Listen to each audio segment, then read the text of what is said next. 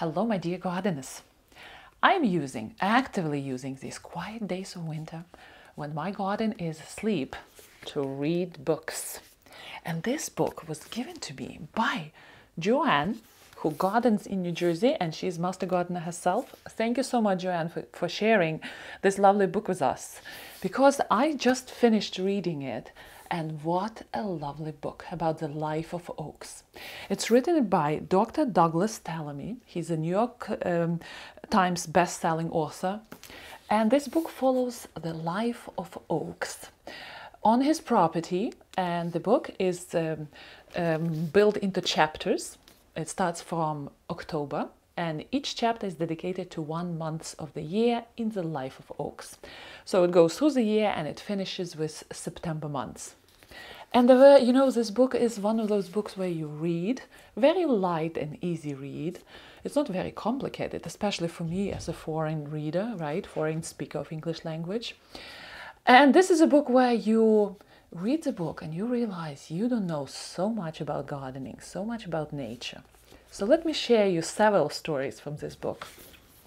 Dr. Tallamy is discussing in one almost like first chapter, how come the trees, oak trees, don't shed their leaves during winter? And they belong to a small group of trees which do that. They keep the leaves through the winter, and only in spring those leaves fall down. And one of the theories, it's not proven by the scientists, but one of the theories is that this is the way oak trees protect themselves from deer, since oak trees are very slow-growing trees.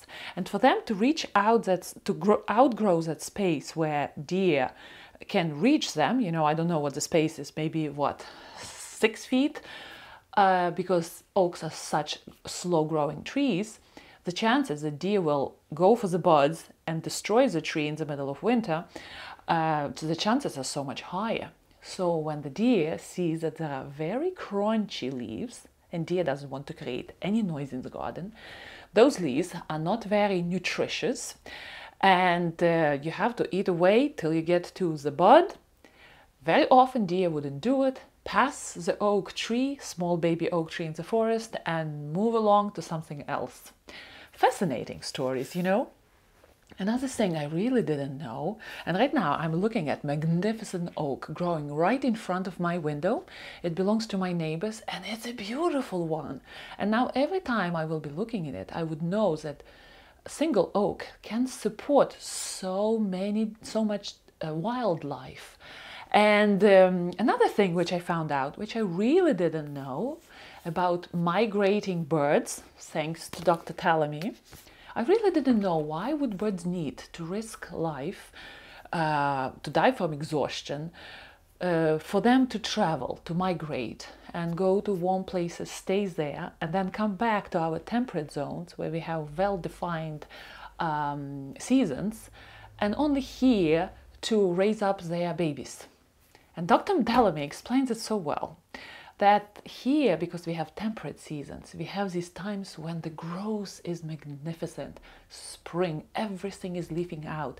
The presence of beautiful tender foliage is great, and all the caterpillars, all sorts of bugs and wildlife start actively eating that foliage and grow and become the powerhouse of nutrition for all the birds. And those migrating birds, they stop at our oak tree to feed on all the caterpillars and continue their journey. And because we have so much of greenery happening in a short period of time, there is a huge chance for all the birds to have more babies and to create more babies.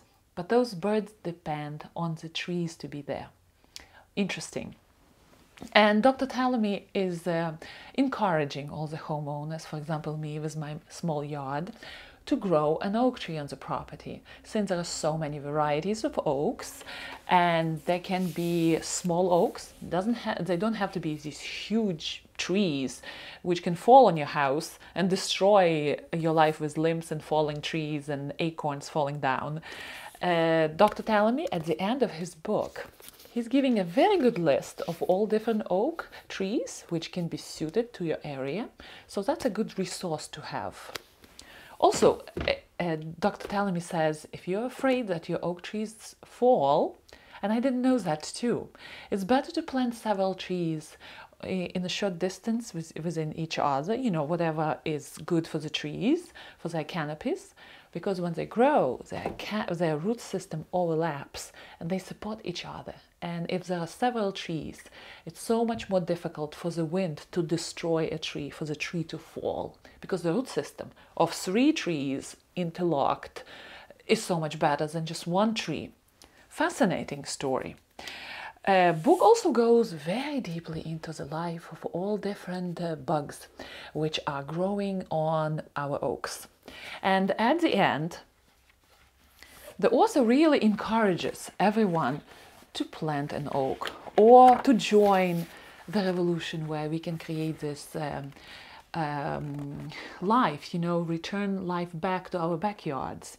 If you are at all interested in contributing to the conservation of local animals or in enjoying the wonders of nature right at home, planting 1 or more oaks is an awfully good way to do those things. So, and there are so many more stories Dr. Tallamy is saying in this book. It's a lovely read to have, especially when you live somewhere where I live, where it's winter right now and there's nothing to do really in the garden, although I do like to watch birds. Right now there are several chickadees fighting with each other. All right, so this is a book, The Nature of Oaks.